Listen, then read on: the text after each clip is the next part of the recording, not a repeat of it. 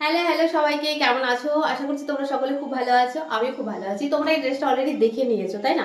এই ড্রেসটা দেখে নিয়েছো এবং তোমাদের প্রত্যেকের মনে হচ্ছে না দিদি ভাই এত সুন্দর একটা ড্রেস বানিয়ে নিয়েছো, এবার আমরা কিভাবে বানাবো। তোমাদের জন্যই আমি বানিয়েছি, কারণ সামনে যেহেতু বসন্ত উৎসব, আর বসন্ত উৎসব স্পেশাল একটা ক্লাস তো থাকবেই।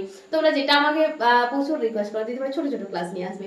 তো বসন্ত উৎসব উপলক্ষে কিন্তু একটা সুন্দর ড্রেস তোমাদের জন্য স্পেশাল ক্লাস থাকবে। শুধুমাত্র এই যে ড্রেসটা দেখতে পাচ্ছ, একটা র্যাপার সাথে কিন্তু এরকম সুন্দর একটা কোরিয়ান টপ তোমাদের দেখানো হবে।